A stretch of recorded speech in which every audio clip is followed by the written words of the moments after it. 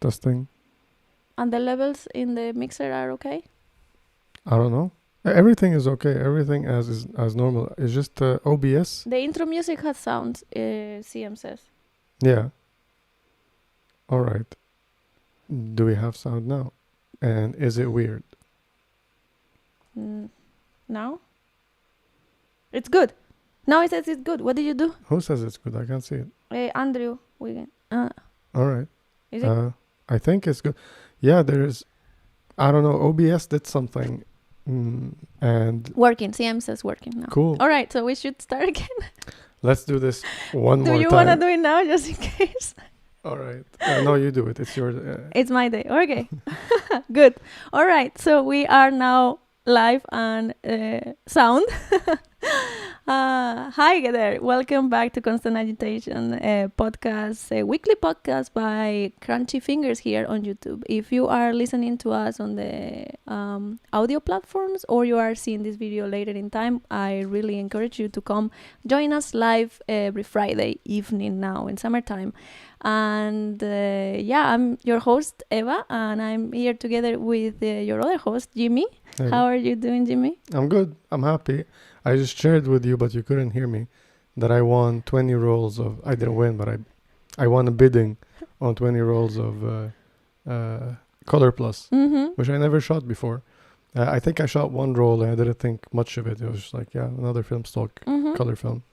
I don't know if I can remember the difference between it and color gold or something like that. But then so much hype about it online. The hype is what makes a difference. Yeah. And there's a guy who's selling a bunch of them.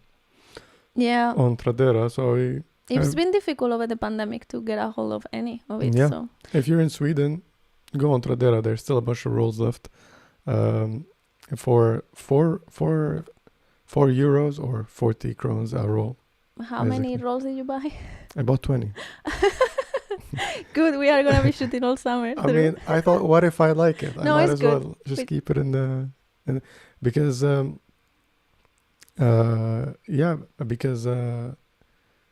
forgot what I was going to say. I looked at the chat. Big mistake. Today is not happening. I swear you guys, the first two intros were much better than this one. I think people are just having fun with I hope us. you are having fun with this mess. So that's news of today. We got 20 rolls of Color Plus. We just did, literally just during now. the intro, which was full of technical difficulties. So we can shoot some more 35 because we've been shooting a lot of medium format. So maybe some more 35 millimeters. Yeah, I mean, we've been shooting decent amount of 35 millimeter. We have all these rolls, which half are not ours. that we have to develop. That's true. These are waiting to be developed. We have a full load now, right? 5 rolls. Yeah, actually, we're gonna develop tonight, I guess. Ooh, interesting. Nice. Should we tell them about the crazy roll that I shot the other day? I mean, the video is coming up very soon. It's almost done editing. Yeah, we can do a sneak peek of what it is. I wanted to upload it the same day, but then I had some issues scanning that film, and it took a lot longer than we expected. The film we're talking about is Washi W. So I went outside and did like a vlog thing, and I think it's going to be pretty fun. It's going to be fun. And it's going to be one of the first videos on YouTube about the W film from Washi, which I'm really excited about. It's actually a pretty cool film. I wish I got it in 120. Like, of all the films that I definitely needed to get in 120. Yeah. And some of the people on Discord showed me that they also have it in 4x5. I don't remember who was it. In 4x5? Yeah. I saw it in the website actually. They do big. I mean, it's do you want to say what it is? Yeah, exactly. Yeah. I mean, a lot of you probably already know what we're talking about. It's a film made of paper, a Japanese paper. The one that they use for what do you call it? What's the name of the paper? It's koji paper. It's a type of washi paper, and it's used for many actually different things like origami and a lot of make paper lanterns. But also it's the typical paper used for sumi ink drawings and paintings. So I think people probably recognize them more because of that. It's super thin, but it's very, very resistant. So even though it's so thin, it will actually resist the manipulation and working with it. So it's really cool. I wish I knew that before I shot it, that it was resistant, because I was freaking out the whole time that it's going to rip in inside the camera, because they do warn you in the technical sheet of the film that it might actually rip and you have to be careful. They don't necessarily say that you have to be careful. I don't remember exactly, but they do say that you cannot load it in certain cameras because like automatic ones, because they will rip it. I mean, it's paper after all. If you have like a mechanism that is jamming the film in and out of a canister, I don't think it's that good for that kind of thing. But the F3 was doing very nice. So. Yeah, it was really fun to shoot. It was, and I have to say the results were not as expected at all. But then I kind of liked them in a way, but I think I learned better how to deal with it. So maybe I will do more tests with it in the future. But enough about that. What else do we want to talk about today before we get into the beautiful photos of Elliot Erwitt? Well, first we wanted to thank one of our loyal listeners or watchers here at the channel and the podcast, because we got a little present in the mail, which was very excited to open it. And we're going to show you what we got from. Do you want to thank the person, or do you Yes. just want to hint at it? No. I want to thank the CM here in the chat. Thank you, man. Thank you so much for the little package that you sent us, because I'm really excited to actually use my watercolor paper for something else than painting watercolors. And I think it's going to be fun. We have a south-looking balcony where we can put all the cyanotype prints to do. So what he sent us is a kit to do cyanotype prints, basically. And he sent us a couple of prints that he made. Yeah. With the instructions on the back.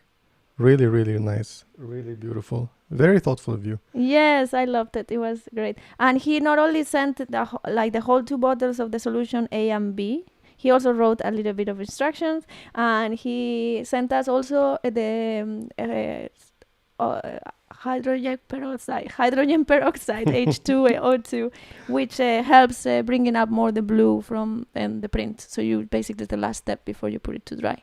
And I cannot wait to get flowers from the outside in this print, put them into papers, and then getting some big negatives that we have, maybe 6x9, and we have some 4x5 We do. also that we can use, and it's gonna be super cool. So thank you so much. Yeah. And maybe it's like we should try to get a 4x5 or like kind of rig up a 4x5. I saw something where somebody kind of made a 4x5, or not a 4x5, but a camera out of a box. Yeah, I mean, I was thinking, why don't we just make our own 4x5 box camera that we can take some pinhole photos and... Because we do have a bunch of lenses that probably could cast a big enough image. Worst case scenario, I have my backup here. I got this magnifier specifically to use. It's very dirty though, and I don't know if it's good quality, but I want to try it out and see if it can make an image in a camera obscura type of situation. So if anybody has any tips on what magnifier to do this with, let me know. Yeah, what else did we want to talk about? We wanted to talk about the latest camera in the house, in the collection. So we should tell the story, I think. I think we should tell the story, All because right. that's the fun part about it. So we were at my friend's place visiting in Stockholm. Mm-hmm. And, we were spending the evening together, staying late, basically. And we were doing a lot of photos things, actually. One of my friends who recently got into film, shooting a lot of films, so we're showing him scanning and inverting negatives and all that stuff. And so I'm sitting with him on the laptop working, and Eva is looking at her phone, and all of a sudden she starts freaking out. It's like, I can't believe this. And I'm like, what's happening? She's like, oh, I found this really good camera for a really good price. And then she's typing away. And I'm like, all right. She's like, can we go get it now? And it was like 11:30 at night. I mean, I think I had to tell the story in between that moment and the moment where I said, can we go get it? Because it's also interesting. So I found this listing on the Facebook Marketplace, which is something that you can do things quickly. And I was like, this has to be either a scam or the person is really, doesn't know what this person has. And I just wrote immediately, is this still available? And the message I get like 5 minutes after is like, yes, it is available, but there seems to be a lot of sudden interest for this. So I'm going to do a small bidding for the camera. And I'm like, all right.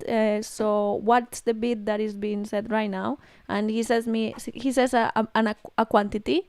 And I said, okay, I give you that plus €5 more.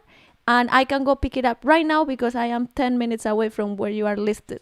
And he's like, okay, let me think about it. I'll see if the other person can respond. And then 10 minutes later, I get a message. Okay, it seems like you won the bidding. If you can come right now and pick it up the camera. And then it's when cue to the moment where I said to Jimmy, do you think we can just go and get this camera? I mean, it still might be a scam. It might not be working. But if it's true, it's a really good deal. And we just left all the stuff at Jimmy's friend's place. And we went there and we got the camera. And Jimmy's trying to set up a nice scene where you can see what camera is it. What do you guys think it is? if I can ask you, what would you consider it's a camera that you will go at 12 at night at the middle of a secure location to check if the camera is working? Yeah, when we arrived there, I was kind of worried. I was like, are we gonna have to fight for our lives? But luckily we didn't. I was actually a super nice guy, and this is it. There she is. Ta-da! We got this beautiful rollie. It's so nice. When we got the Mamiya, everybody, like a lot of people in the comments were like, you know, these people that they want to tell you how they know better than you by leaving mean comments on YouTube. I don't know what's the attitude. And they were like, oh, but that one is inferior to the mechanism of winding the shutter and the film The at the Mamiya same time. and Yeah. stuff. Yeah. You should have got that one instead. I mean, let me be happy with my new camera, all right? So, but anyways, we did get this one. And now I kind of see what they were talking about. And because it's so nice just to do this in order to, like, that's it. And then you take a photo. It's so quiet. It is. I mean, I really understand now why this particular TLR, it's kind of the holy grail of street photography in TLRs, because you can rewind and get it ready really quickly for the next shot, and it's Very also fast. super, super silent. And the way that the viewfinder works, also really nice for street photography. Yeah. I am a very big fan of the viewfinder because it's a 2-in-1. For those of you, a lot of you probably already know about this camera. I didn't. And I learned when we got it, really. That's my... I mean, you have to see Jimmy trying to figure out if the camera is working without having, like, we didn't really know how it works, and there are different kind of Rolleiflexes as well. And I have to say, I'm kind of resistant to stuff that are like overhyped and Yeah, I overpriced and stuff like that. understand, So I always thought like, what is like all this hype about Leicas, Hasselblad, and Rolleiflex? They're just, you know, a way to get more money out of fancy people. Uh-huh. But I think that might not necessarily be exactly the case, you know. Mm-hmm. I mean, yeah, they might be overpriced, but they're also like special pieces of Yeah, equipment. I mean, the engineering in this camera, And it's I'm not amazing. hold on. I'm not saying that just because I have one now. No, Alright? no. But you I'm just saying didn't. that because I didn't know Yeah, and I exactly. learned a bit more. I still think they're overpriced. The cool thing about this one is that here, well, after you open up the magnifier, this is just normal like any other TLR. Basically, they all have this magnifier here. But then it has this window here that you can push down. And when you do, it snaps in the back. So now it's open from this side. And you can see here there's a tiny glass. Let me see if you can see it. Yeah, so here there's a tiny glass, and on this flap that I just dropped, I can show you probably somehow. I don't know if you can see it, but there's a mirror inside. So on the back side of this, there's a mirror. And when I push it down, I can now look through this hole and see the mirror and focus. Mm-hmm. So using On the focusing screen. yeah, I can see the focusing screen, get my focus. But I don't necessarily, I'm not able to see the image. But if you see me on that cam, here is where I focus, and then I just drop it down to the other hole, and I'm just looking through a hole basically and framed by the other frame. Mm-hmm. And it's surprisingly accurate. It's so well thought through. Yeah. Like it is just very clever. It's like such a clever camera. Yeah, I know. And it's like you just do this, you set your focus on the first window and you drop it down, boom, took the picture. So fast. And you don't have to deal with the fact that the focusing screen has the thing moving backwards or the other way around. So Yeah. you can it's much easier to frame intuitively than having to learn to deal with the image being reversed in the focusing screen. Because usually, you know, when it's you're looking, again, a lot of you probably already know this, But the image, when you look through here, is going to be inverted. So when you go like this, the image goes the other way and vice versa. It takes some time to get used to that for framing and composition. Yeah, I mean, because I've been shooting with the RB for like, I don't know how long now, 5 years. Yeah, you're good. I got used to it. I instantly, like when I grab a camera and it moves the other way, my brain instantly clicks to it. Mm-hmm. But I don't mind having this as well, like and move the camera the traditional way. So it's pretty nice. Oh, another thing I want to show you that I'm a big fan of. Oh yeah, the way that it is. So if you notice here, it has there are numbers. So looking at this camera, you would be like wondering maybe and it took me a second to figure that out. How do I control the shutter? Because I hate looking at manuals. And how do you control the shutter and the aperture? And basically these two rings, these are the shutter, and this one is the aperture and this one is the shutter speed. But they don't say anything on them. It doesn't say anything. There's a tiny window. There's a tiny window right here, and it tells you your shutter speed and your aperture. And when you change one, let me hold it like that. When you change, they change together. They're locked in together. And because here there are the exposure values, if you if you meter using the zone system, not necessarily the zone system, but like a spot meter, you would know the EVs from, let's not talk about that, the range. But anyways, you have these numbers, and here it gives you a range from 4 to 18. Meaning that if you know what the exposure value of a scene is, like what's the average exposure value, because or the exposure value of the area you want to expose for, like your highlights, so your or highlights your shadows, are 14, or something. your shadows are 10, you want to put it at 12. So you only have to do is click this button and put it to the number 12.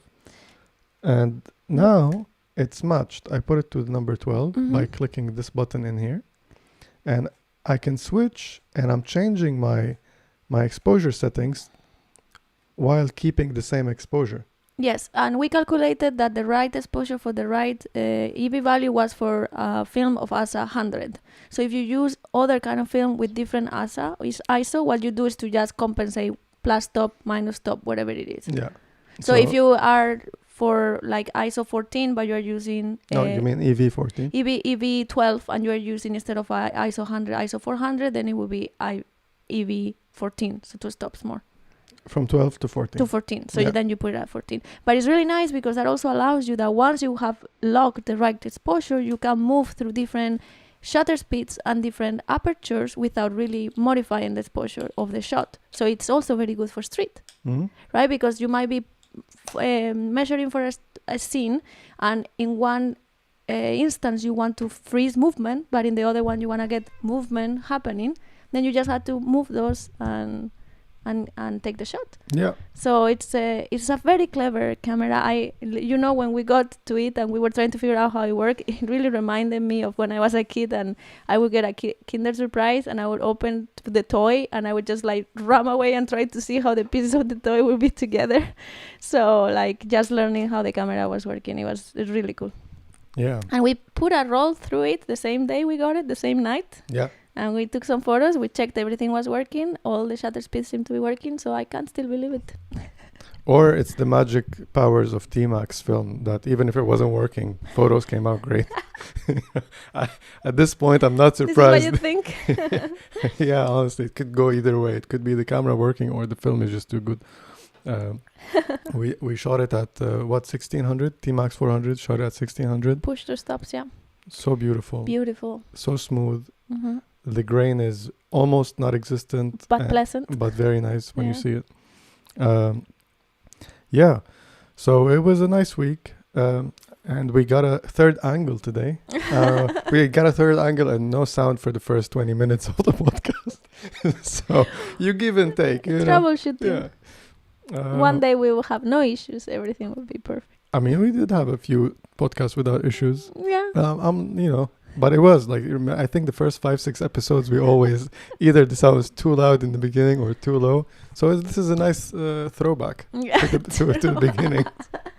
That's true. Yeah. That's great. Yeah, but that was on our end what happened this week. Actually, quite a lot of stuff. That's good. Yeah, that's nice. And today we have, of course, chosen a photographer to talk about. And it's one of my favorite photographers, one that I have known for quite some time. I have actually a book there. Should have maybe taken the book out. Yeah, you should. It's behind a lot of stuff. But we're going to talk about Elliot Erwitt. And I almost positive that the majority of the people listening to us know who Elliot Erwitt was. But I think still it was nice that we just look at some photographs together and we talk about him because he is a particularly fun person to talk about, and his philosophy about photography is also very cool. So I've been reading about him. I've been reading some interviews. He's super witty and sarcastic. I feel like a lot of his photos as well. And I pulled out some quotes, and yeah, we can just look at his work together. Do you want to see this gallery first? The one that we're seeing here. You're saying. Yeah. Yeah, we can just start. That's his website. So that's his main website. And one reason why I really like Elliot Erwitt's photos is because he has extensively photographed dogs in the most hilarious ways ever. Like, I mean, he's known for taking photographs of dogs. And what I didn't know actually is that he wasn't conscious of this happening throughout his career and his life photographing. So apparently it wasn't until quite in the decades of photographing that he realized, going back to his archive, that in his non-commercial work or non-paid work, basically his photographing of his life, and when he was just walking around and with his he would take photos of a lot of dogs, and he's like, oh, then I reflected back, yeah, maybe I actually like them and I admire them more than I thought. So that was kind of fun. There is a collection of dogs photos in his website. It says dogs. There are also books. He has published, I think, 5 of his 7 books are about dogs. So he didn't at notice. least there are 5 books about dogs. I didn't notice, I put some quotes here on dogs. I need to read this because it's just so much fun. It says, I am a professional photographer by trade, an amateur photographer by vocation. Most of the time when I'm out of the house, I carry a small unobtrusive camera and I snap away obsessively at things that interest me and whatever I think will make a good picture. Until recently, I have never especially set out to take dog pictures, but somehow dogs appeared in large numbers on my contact sheets, suddenly.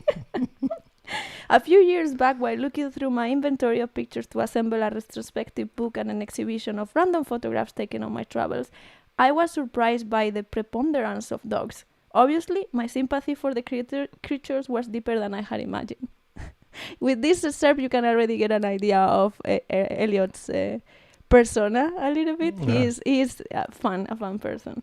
There is another quote that I really like about his. Yeah, I mean, no, sure. nothing. I'm just wondering what is going on there with this photo. How did, what happened before this? Who put all these dogs over there? It does not matter. It's just there are a lot of dogs together.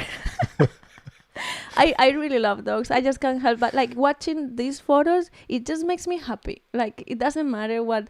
And a lot of Elliot's photography it just brings a good mood, I feel like. And what I've been reading online is that Elliot's work has been a little bit of misunderstood or taken too seriously, so to speak, because a lot of the photography, his intention was just to represent life and just have a good time with it and make people have a good time with it. So, for example, here is a quote by Elliot himself. It's about reacting to what you see, hopefully without preconception. You can find pictures anywhere. It's simply a matter of noticing things and organizing them. Very clever. You just have to care about what's around you and have a concern with humanity and human comedy. So, yeah. And hold on. Is there... Are you seeing the photo that I'm looking at? Yeah, there's a person on the ground. I think it's probably a beggar. No, Might be. No. What is that thing? Is that a foot? Oh, yeah, it's a foot. Yeah, so I think it's someone sitting in the ground. Oh, I thought it was a doggo under the thing. It's like, what? So here, this one is, I mean, he, apart from taking photos of dogs because he loves them, obviously, his sense of composition and framing is just really nice. And there are two very famous photographs that involve dogs that I don't think they're in this collection, but they are on the Snaps collection, and we can take a look at them later. The way that he it's like he put himself on the level of the dogs. It's like, I am no better than the dog. Dog are my friends. I'm going to be like them and, go to their level, which is really nice. I don't know. I feel connected to the dogs through his pictures, actually. Yeah. So it does capture them in a very raw way, like in a moment where, I mean, I don't know how many pictures are being taken of every dog that we're looking at. I'd like to assume that it's the one. the one, yeah. But a lot of them are very cool. I mean, doggos are very cool. I mean, we both are dog people, and this gallery is just pure bliss. You know what I mean? Where there, I think we passed one that I was. We passed a bunch of them, like this one. Oh, like this one. this is perfect. It's both of them doing the same thing, right? Yeah, it's the essence of a street photography in doggo portrayal. So there's a lot more about just doggos in these photos. Definitely. There's a lot of composition. Not everyone is a masterpiece, but there's a few, and I think they will come by. There's a few famous ones that you've probably seen, and if you didn't know about Elliot, I wasn't so knowledgeable about his work. And when you showed me some of the photos, a bunch of them I've already seen, and I was like, yeah, I really like these photos. Didn't know they were taken by the same person, and that there's a bunch more of them. Yes. There is the photos that you're talking about. I think they are actually not in the dogs collection. They are in the Snaps collection, which is another of the galleries there. Mhm. This one is so much fun. Look at this, like, what? Yeah, it's just it's like. Do you remember we were watching a YouTuber that what it does is to review books, and the last one we saw, it was about how that is comedy represented in photography, which is not that common and stuff like that. I think Elliot's photography, it's satirical. It's there on the comedy reality interface, which is let's just laugh about how life it is, and especially through dogs, which can feel like they're in absurd situations a little bit. Mm-hmm. Yeah, I mean, dogs are lovable, adorable, but they are also very naive and dumb at the same time sometimes, right? So I think they represent this innocence of life really nicely and can give for very candid photos as well. Mm-hmm. Beautiful portrait of Doggo. Happy Doggo. Look at that one. It's so nice that you include this subject that I don't think is actually used in photography, like this kind of photography before, this way at least. So I think if you continue in that gallery, that's a very stylish one. This one is very popular, for example, which is, like both dogs are the main thing and the dog is covering the man. Yeah, this is the second one. There was one with the Yorkie, and I think a woman was holding it, and because Yorkies have hair, and it kind of blends in with the woman's hair. She has long hair as well, and it looks like it's the Yorkie. And do you remember that the other weekend, actually the day of the Rolleiflex, we were watching at the beginning the 101 Dalmatians, the old Disney movie? Yeah. That there is at the beginning this sequence where you see the owners and the dogs and they resemble each other. Elliot's photos always remind me of that scene of the 101 Dalmatians, because it's like you see the interaction in life between the owners and the dogs, and it's just so pure and nice. And look here, we got Dalmatians. Yeah, exactly. How nice. These are hound dogs, I think. Where does he find all these group of dogs? Right? I mean, you know how many photos he has gone through in his last work to try to put together work that wasn't published before? You want to know how many? Tell me. 600,000. 600,000 what? Photos. Yeah, so in 600,000 photos, maybe you have found one or two groups of doggos. This is a very popular one with the Chihuahua. Yes. Such a tiny Chihuahua. Oh, what's happening here? Masked. Yeah, these ones are a little bit disturbing. This is from the Snaps one. Mm-hmm. So he really took photo, as he was saying in that quote. I said that he was a professional photographer by vocation, but by profession, but he was an amateur photographer by vocation, and that he thought he would never stop being an amateur photography, because amateur cannot means the love for something. So he just continues. He's still working, actually. He continues working and using his Leica mostly for his personal work, and he shoots every day when he goes out. That's him when he was young, I think. And he has a lot of iconic photographs, and I was reading an interview with him, and they asked him, like, the interview was about mostly like, what is an iconic photograph? Why so many of your photos are iconic, and on that terms. And I really like how he answered all those questions, because you could see that he was just like, well, iconic photographs is just photographs that people get exposed to over and over again, and they become iconic. But that doesn't mean they need to be good in any shape or form. It's just that people recognize them, and that's why it's an iconic one. And he was saying that in his photography, luck is like a very big part of it, being in the right place in the right moment. And actually, some of the interviews I read, like, he was saying, photography is not that complicated. It's pretty simple. You just have to take the photo. I was like, he was dismissive of taking photography courses and stuff like that. It's not so complicated. Either it is there or it is not. I mean, I guess that's a good way of looking at it. It's much better than a more pretentious way of looking at it. Yeah. It distracts me as a super laid back and down to earth person, actually, for all the great work that he has done.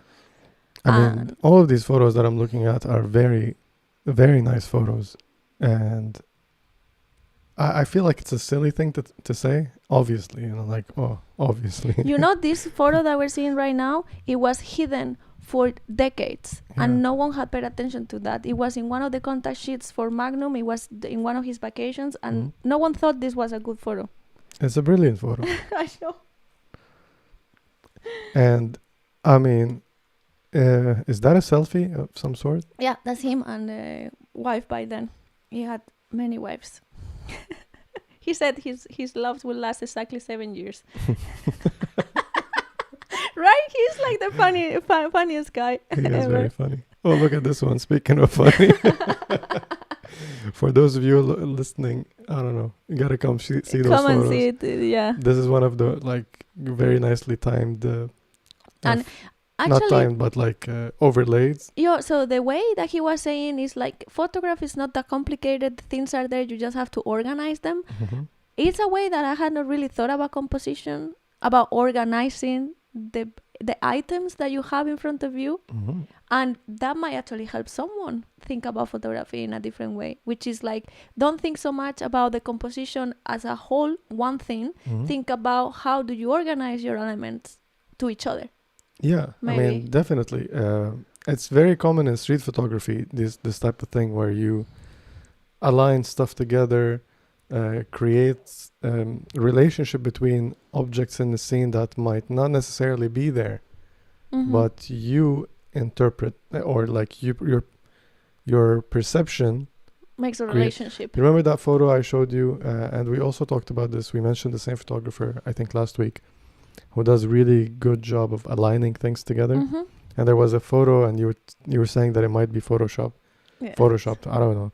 I just like to believe that it's true, and one day I can get lucky like that and take photos. Which was it's a photo of someone in the street basically holding a blue point and shoot camera. Yeah. And they're just pointing it, but on the wall behind them there's these geometric shapes of color, and it's aligned perfectly that there's a shape of like a triangle, basically. Like a megaphone projection, as you would see exactly. It. And it's the small angle is right at the camera. So it looks like the camera is beaming out this blue ray It's a very nice photo. Yeah. But I was like, there's no way. But Yeah. yeah. And then you saw that other photographer. The one from Barcelona? Yeah. And then all of his photos are like, no way. There's no way he could have caught it like that. We should definitely. We keep teasing this photographer. We should bring him on. We should not learn the name. How about that? Paul something. I think his name is Paul something. All right. Remember, a mental note. We should check it out after the podcast. Yes. Yeah. Don't do it now. Leave me alone during the podcast, please. Okay, we are seeing all these photographs, the snaps. This is kind of like he took a lot of personal work, but he is actually a Magnum photographer, and actually he's one of the original Magnum photographers. So I just read a little bit about Magnum to put it into context and why it's kind of important actually. So Magnum, many of you might know, but Magnum is a photography agency that is for photographers, by photographers actually. That's kind of like the tagline. When they started, the mission of Magnum, which was founded by Robert Capa, Cartier-Bresson, George Roger, and David Seymour, the principle of this agency was that a photographer should retain the rights to its work after publication. So what I understand is that before, the photographers' agencies, when the photographer was working on assignments for them, they will lose the right to the photographs. So then these people got together and they were having some conversations about, all right, we want to start an agency that, is going to host very good photographers, and people are going to get assignments to do photography by magazines or whatever it is, but they will still retain the rights to their photographs. So whatever revenue comes after, whatever, you basically own the work you did. And Kappa himself, he invited Elliot to become a Magnum photographer, and he's been ever since. Magnum photographers normally are for life. So it's a very complicated process. It's through nominations, but basically every photographer that's a full member is part of all the decision making that happens at Magnum.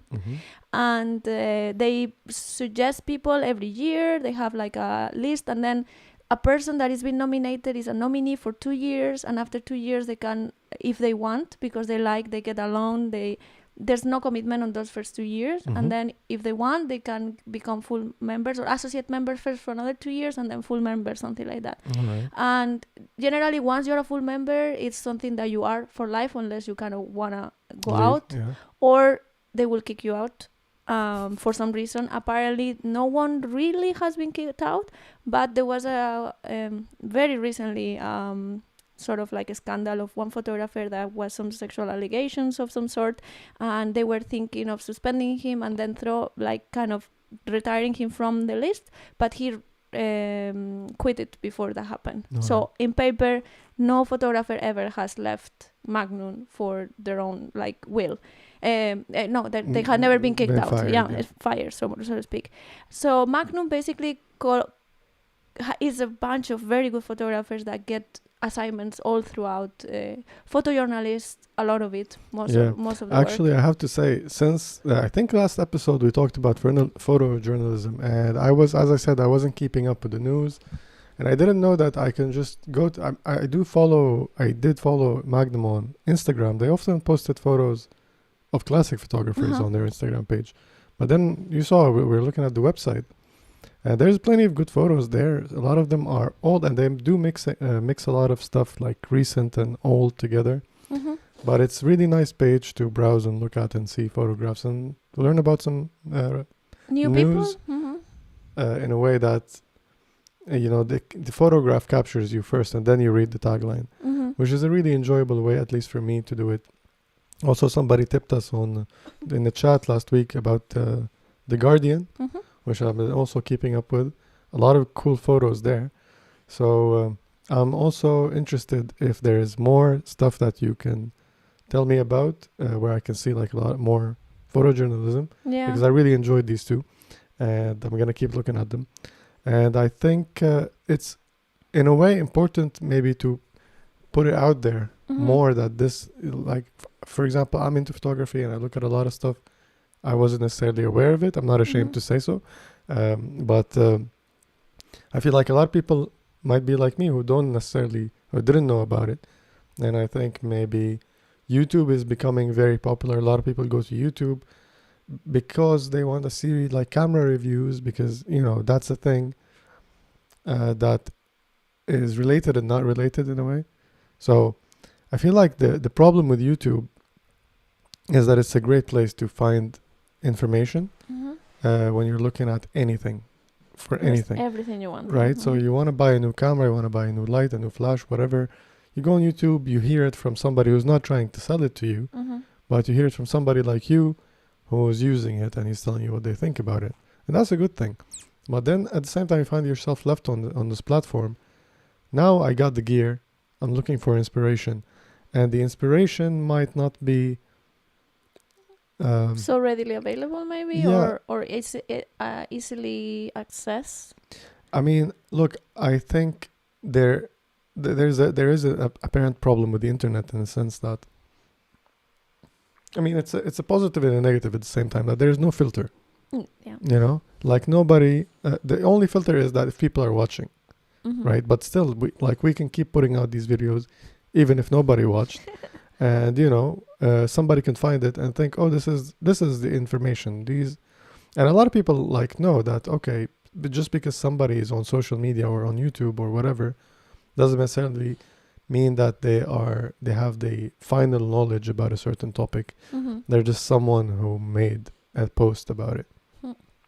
But it can be hidden in a way, because like you go on YouTube and you look at the review and you get a really good review, and then you click on another video of the same person and you're looking for inspiration or for knowledge about the art of photography itself, and you might not necessarily get as valuable information, or you might get something but it's not the whole picture, and you might go into a world that you weren't necessarily set out to go through.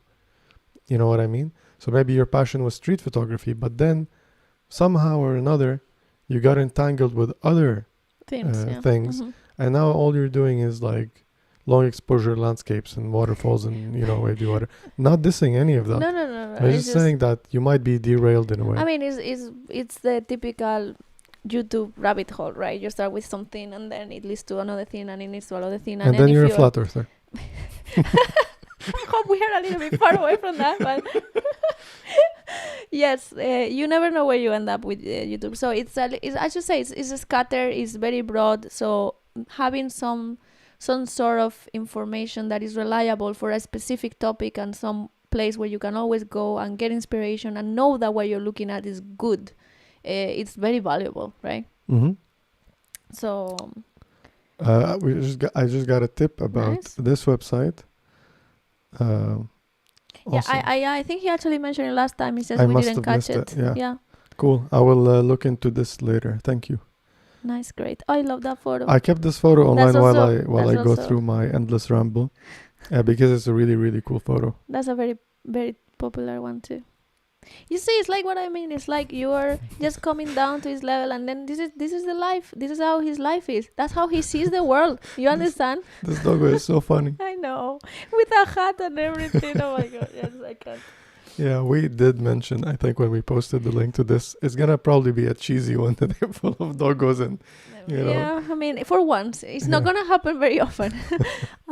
This one, that you went before, it's also, I mean, that's what I mean. It's very comical in a sense. It's satirical about life. You have this image, this painting that probably someone had taken so much time to make, and it has so much, value in that sense. And then you have these three people that are looking at this piece that maybe it's a thing that says the picture that is here is a bit loaned to this other photo museum or something like that.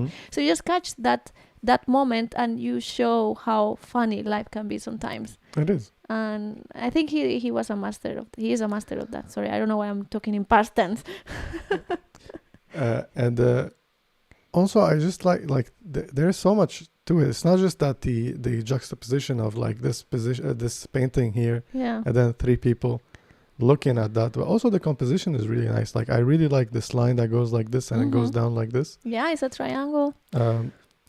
And this is common in his photos. Like you have the satire, you have I don't know if you can call it satire, but like the humor. The humor in it. And you have the the beautiful composition as well. So it's a very nice inspiration. That like this is one of the episodes that, not saying anything bad about the previous episodes, but we did discuss a bunch of photographers for like past couple of weeks that they did great work, but it doesn't necessarily kind of makes me want to go out and shoot. This one is definitely like this photo that you're seeing right now. That's the cover of the book called Snaps, which we talked before about. How for some people how denigrating is to say snapshot when you take a photo. This photographer decided to call one of his most popular books Snaps because for him they are snaps. That doesn't mean they're not beautiful. That doesn't mean they're not good. They don't have value. Look at this one, for example. It's a bird looking at a plane. I mean, it's not really looking at a plane, but that's the angle that we're seeing the light through. And it's just so clever and nice, I definitely agree. Where I know Tim is not with us today, but hey man, this is one of the episodes that's going to make you go out and shoot. This is so cool as well. This is one of the new ones that he found out actually. And I think this is one of the most famous ones. I think people will recognize this one a lot because there is also one by Cartier-Bresson, which is pretty similar to this one. It's someone jumping over a puddle or something with a reflection as well. So that they're on the same style. And I don't know if it was in Paris. I mean, Cartier-Bresson shot a lot in France as well. So, but this one is just something else. It's a little bit more in a sense. Yeah, I think a lot of people actually might confuse this one to Cartier-Bresson because this one of the images that pops when you search for his photos. Is it? Yeah. Oh, right. I'm pretty sure I've seen it like in related or stuff. And when you're on Google Images, sometimes if you don't read whose the photo is by, you can get confused. But yeah, this is really, really nice. I think that one you're talking about was one of his early photos, and Look at this one. He didn't think of it as much. The one by Bresson, and then he later. This one is so awesome, though. Look at this. It's just what happened to that dog? How did it end that like that? I don't know. Mean, did you notice the Yorkie one before, where he was floating? There was one with a floating Yorkie. I love Yorkies. My family has one, and he's so sweet. So cute, so good. And this one we see in the This one is also from the other collection. Oh, this alignment.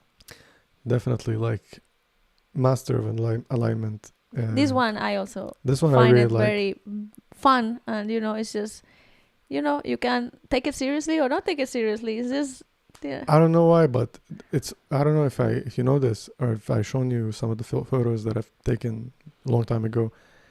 I'm not saying that, but what I'm saying is that one of my favorite things when I go to museums is to take photos of people looking at art.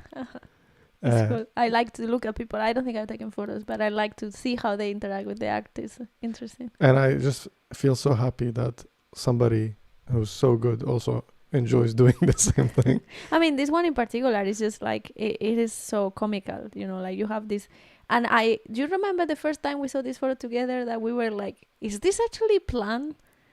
In a way, like out of context, not knowing who took it and all that. Like, is this planned? Because the fact that you have one woman looking at this for people that don't know about this is in Madrid in the Prado Museum, and these are actually the Maja, I don't know if it's in Madrid, it might be in London. It is in Madrid. It's in Madrid. Okay, so these are two paintings by Goya. One is called La Maja Vestida and the other one is called La Maja Desnuda, which is the same title, but one says dressed and the other one says undressed. And this is basically what it is. All right. Yeah. And what you're seeing here is the one dressed, we have one woman looking at her, and in the one that's undressed, we have 1, 2, 3, 4, 5, 6, 7 men looking at her. I didn't notice. I didn't notice. I just saw they were like a slightly different painting. I didn't notice that one is actually undressed and the other one is. It's the same painting, actually. You see, like, the beauty of this photo? It's so cool. It's just so good. This guy you should stand in the front, buddy. I knew exactly that it was the 90s because of the sneakers of the guy in the back. Yeah. Oh yeah, for sure. Because black and white photos, you never really know where. Yeah, but yeah, except when you see something from the future. Exactly. It's a very nice photo. Oh, hey Cedric. Hi. He's laughing as well. It is very funny. Oh, look at this one. Sham, are you still with us? This one reminds me of your dog. You've seen photos of Grims, right? Oh yeah, of course. Yeah. I really would like to meet him and play. He's a crazy dog. Mm. So cute. I totally would see him doing digging a hole My like dog Moro, he hates the water. He had an accident when he was a baby. He fell into a pond or something. Like we were walking and he just fell from a rock and he got so scared because he was on the water. And since then, water and Moro are like no mortal enemies. yes. This one we saw earlier. Yeah. Oh, I think we just finished it, or are they overlapping? Yeah. They overlap because they are in both similar collections. Yeah. Right. So through Magnum Photography, Yes. he had a lot of assignments, and he was able to get access to a lot of famous people, and he did a lot of portraits of popular people. Like there's one photo of Marilyn Monroe that is super popular. I think it's actually in that collection. Already.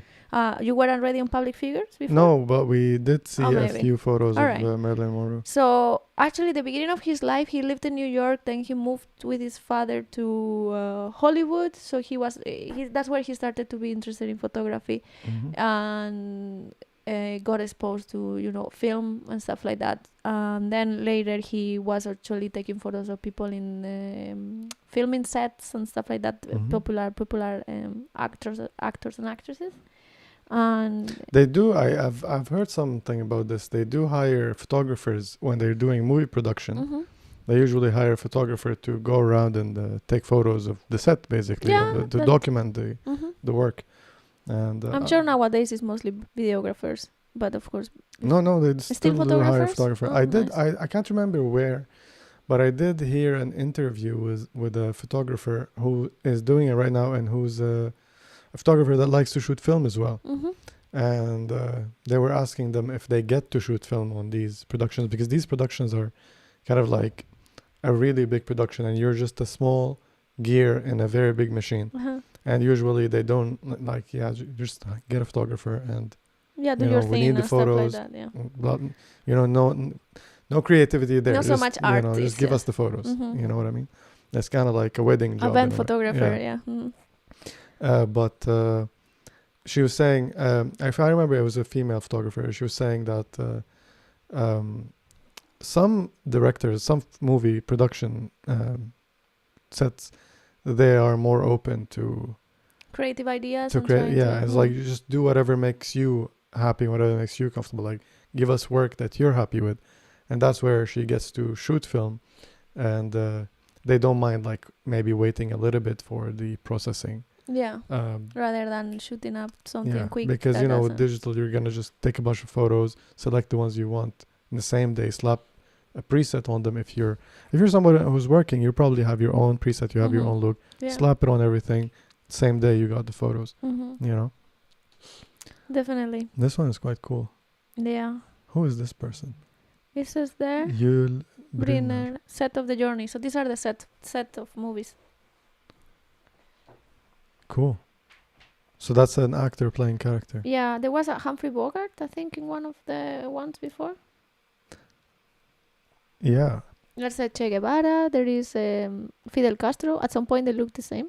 They do. I almost confused them. I also thought they were almost the same person. They're really cool photos. The one of Arnold Schwarzenegger is very clever and nice. And it's a 4x5 full print, I think. Yeah, you can see here from the borders. And look at these lots. It was at his peak, I guess. He was super young. He's 77. That's by the time he was actually competing. It's so nice. I really like what they did there. Like holding the print both of it's like, this is me, but I'm not flexing, but I'm the guy who usually is flexing. I mean, for not being flexing. I know. That's what happens when you eat 7 raw eggs for breakfast. 13 more, like, or something. This one is so cool. I really like this. I'm wondering, I don't know if it's a common thing. Probably a lot of you more experienced guys in the chat can tell me, but I've noticed that when you're using a very small aperture, the thing tend to you get. And it happens on some gear, not on other. Like, so on one camera that I shoot a lot with, when I shoot at f/22, all the lights look like that, look like these stars. I think most of my lenses, I get that if I closer down to max and I take a photo of a key light. I get the thing. And I think it depending on the blades, then you get more or less spikes. I think that's why it goes. Yeah, I thought it has something to do with the blades of the aperture blades. Mm-hmm. And there's Wanna some look color at some, work as well. Yeah, I'm not so familiar with it. Me but neither, but really nice colors overall. I mean, I can just say from the. Kodachrome. You think so? I don't know. I don't know. Excuse me. This one is really cool. Yes. Very, very YouTube, as we were saying last week, right? Yeah. Oh, look at the one in the middle there. What is happening there? Who knows? It would always be a mystery, I guess. That's an 89. It's so, I mean, for some reason, I always, when I see color, I think 90s, and this is like on the edge of 90s. I wonder when this one was. This one is in 62. See, like, look at this. It's something about color images that kind of warps time to me. And like a lot of the photos that we were looking at earlier, as you mentioned, the one in the museum is in the 90s, but you look at it and just because it's black and white. You think it might be the 60s? Yeah. Yeah. I never noticed that I feel that way so much until recently. This one is pretty cool. I mean, you have a photo of Marilyn Monroe there in color. Was it the motion blur one? No, I think it's the one you'll see there in This the right side. Also the right side there with the crew, I think. I can't tell. That one. This one, the one. Is that Marilyn Monroe? No. No, that's not her. I think it's her. No. Is it Or? I Maybe don't know. not. I don't know how she looks like. No, it's not her. But she's a pinup too. So these are all assignments through Magnum. So he worked. And this one, it looks... something is up. I don't know if it's the resolution or... It looks like HDR.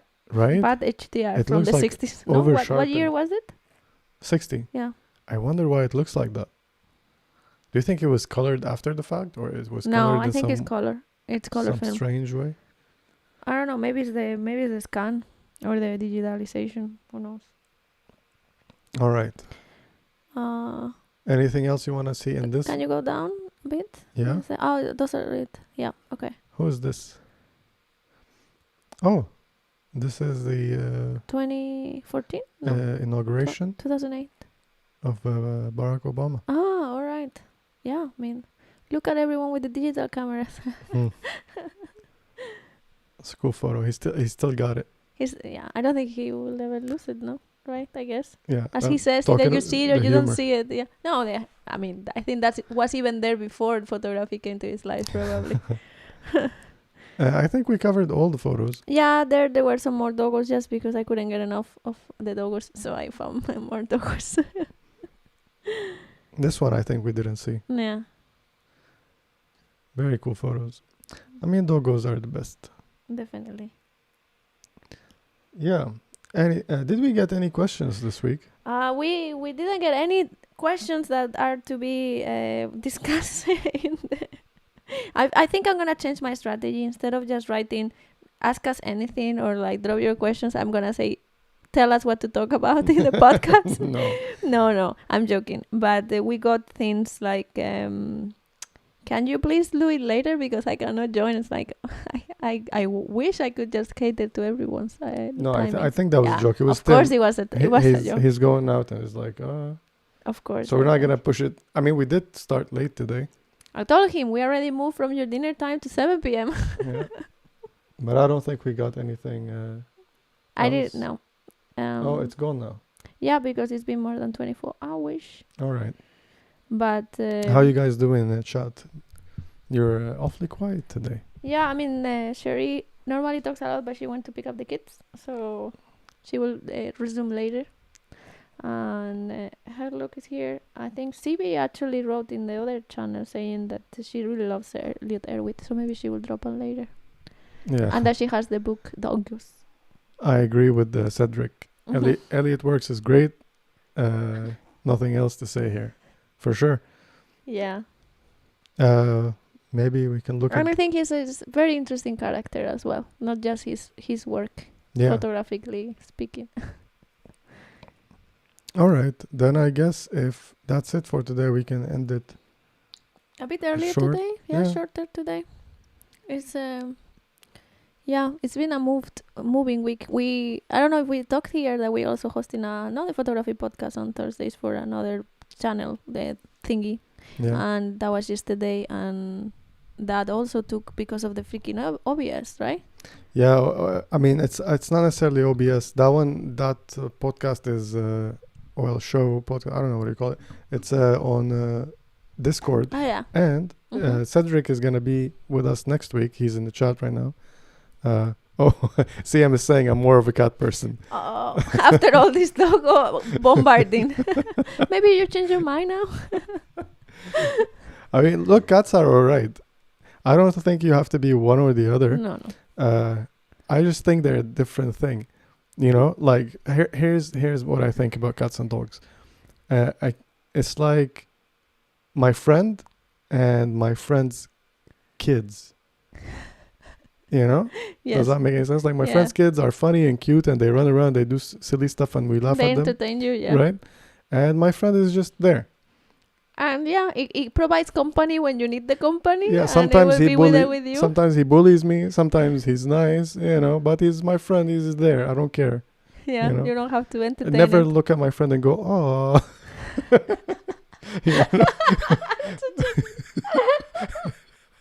That's so good. Yeah. That's a very good exemplification. Yeah. There's this. I think because of cat's personality, of course there are cats that are crazy and they do like crazy things as well. My friend had a cat who thinks it's a dog. Really? Yeah, the cat Thinks had a it's a dog. personality crisis, or I don't know if you call it a crisis, but Was it around dogs a lot or something? I don't know. He just behaves like a dog. You throw stuff, he gets it. Yeah. He fetches, rolls, does tricks. Never seen a cat does anything like that. Oh wow. It behaves exactly Yeah. like a dog. It's a cat. Maybe he's trans cat. I don't know. What? I'm too tired. I mean, this is the 4th podcast recording I do this week, you know? Like, Yeah. pardon me for my... I mean, it's alright. Yeah. Let's look at the top photos of 2020. How about that? That's How do you guys interesting. feel about that? Is this gonna make me upset, or is it gonna make me? Oh, there's always a risk. This is a risky business we're going into.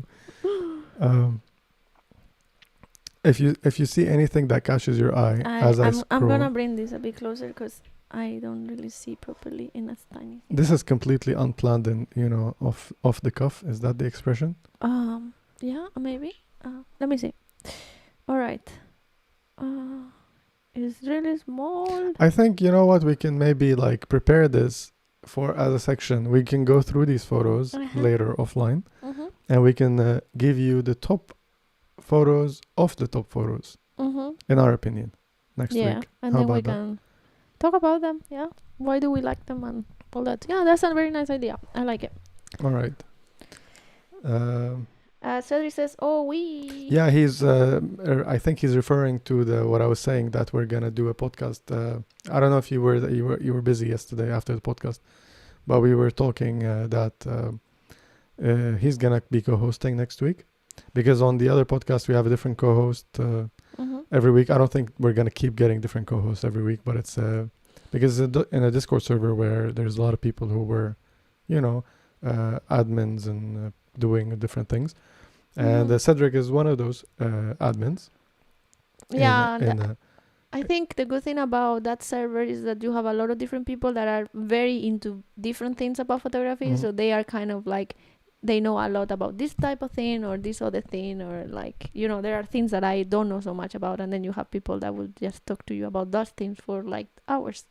So it's very nice to have access to all that. Yeah, and it's mostly... he's saying that it's a rotation between the regulars, basically. So there's a few regulars who decided that they're down to do it, and the Discord itself is mostly full of younger people, a lot of beginners, but also there's a lot of the decent amount of more experienced people, older, like us, for example. Cedric is also there, and it's a nice mix. I think there's a lot of sometimes I feel like it's nice to be reminded that, there's a lot of basics that you might have missed, even though that you might have passed it, but you go back to it and you learn. So, and we're covering a lot of like very basic things about photography, like exposure triangle and Super down to the essence. yesterday of we talked about image circle. not image circle per se. We talked about focal length. I dreamt and about image circles, by the way. I'm not joking.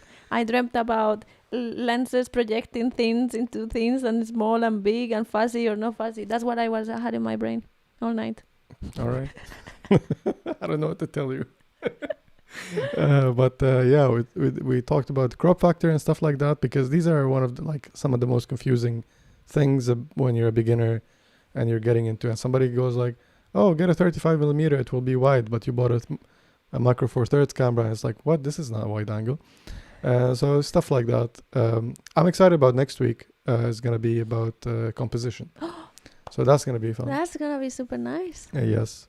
And that's that. If you're interested, the link to the Discord is always in the description of our podcast. And yeah, what else? Anything else you guys want to talk about? Share with us. Yeah. Or should we cut it short today? Maybe you can go out if it's not quarantined where you are. See some friends. Maybe one friend stay 2 meters away and have a drink. I don't know. Maybe. Yeah. Some countries have also curfew, apparently. So. Yeah. Here we don't have a curfew. It's by nature. Predated COVID. Pre-existing before, definitely. Yeah. And then you see, like today, I went out, coming back and forth to work, and I passed by the liquor store, which we have because you can only buy liquor in the liquor store in Sweden. And one chain of liquor, should be more specific. Yeah. There's one store that has stores all across the country, but you can only buy liquor in that one. Yeah, so like it's a franchise. State-owned. Yeah. There was a queue that went around the building. Yeah, I don't know. And it's a big store. But yeah, it's usually even before, because now they only have to allow a certain number of people inside this store at a certain time. So like one goes out, another one goes in. But it always was like that even before COVID. Yeah, I know. Like on Friday evening, because it closes on Saturday half day and Sunday doesn't open. So like you have to plan your liquor. Yeah, you can't have a spontaneous like a wine and lunch, for example, on a Sunday.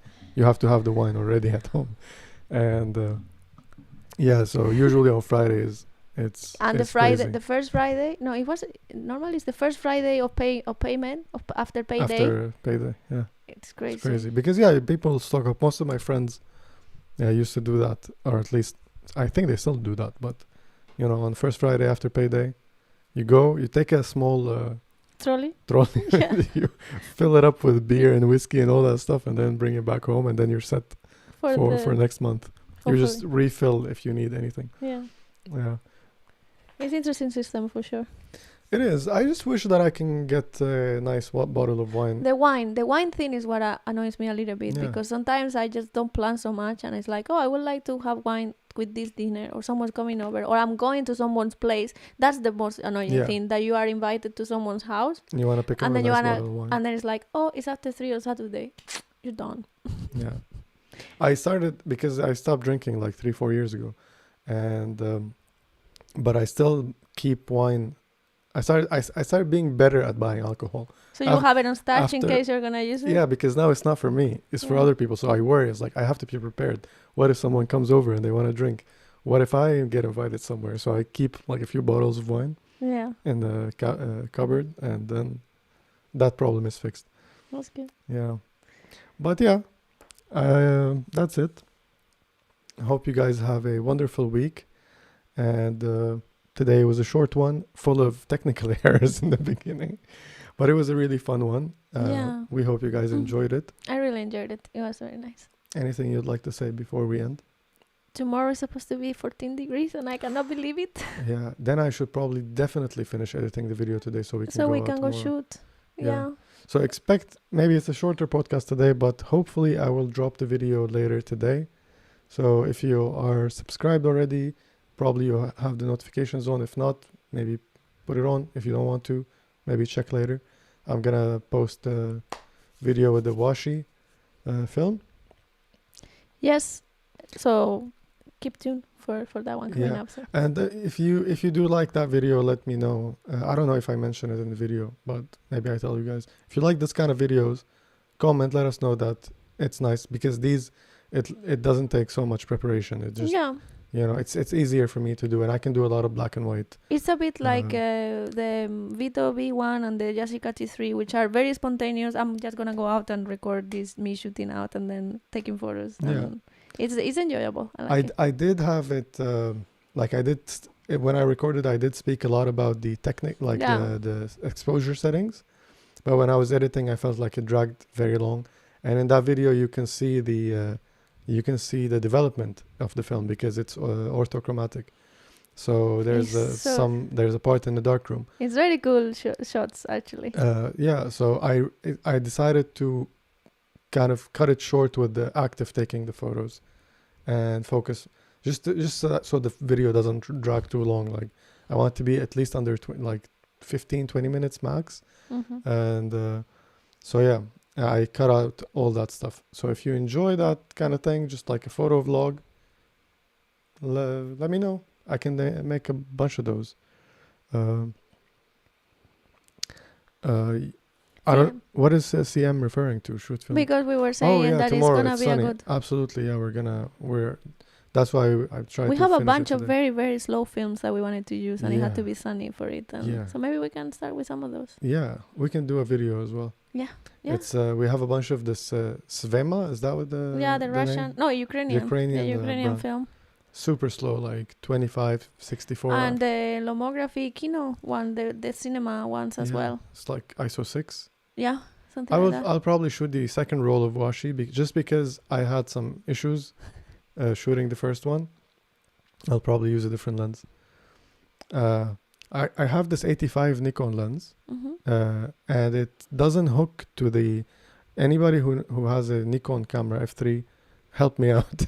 It doesn't hook up to the ring that tells the camera what aperture it is. Because it's a not fully compatible lens. So it's compatible on mount. But I think it's missing a ring. Really? Yeah, I think there has to be a ring on the bottom, and that ring hooks. Because when I compare it, maybe it's not compatible. I don't know. Would it be a crime if I solder a piece of metal on it?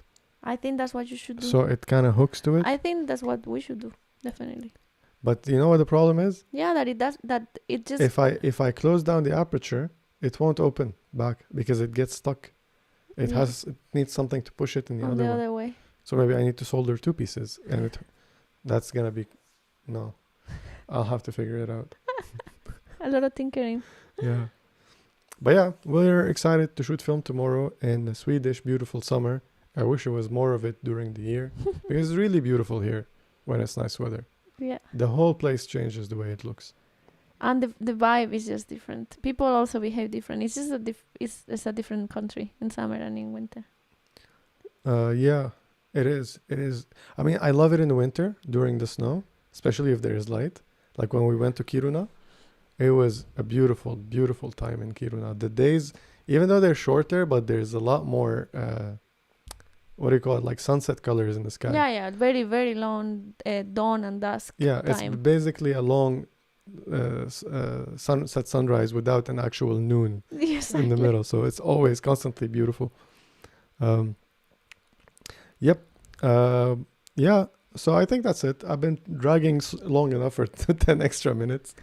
Yeah, I hope I get feedback from you. I hope you enjoy the video that I'm going to put out. And because the plan is to also put out more videos. Now we that are the working good on weather is coming up. series as well for development. So that should be coming soon. This is for you loyal fans who are still with us up to this moment in the podcast. But other than that, I'm not going to waste any more time. Thank you all for watching. We hope you have a fantastic week. We hope you enjoyed today's fun episode, and see you next time we see you. Yeah, see you next week. Bye-bye.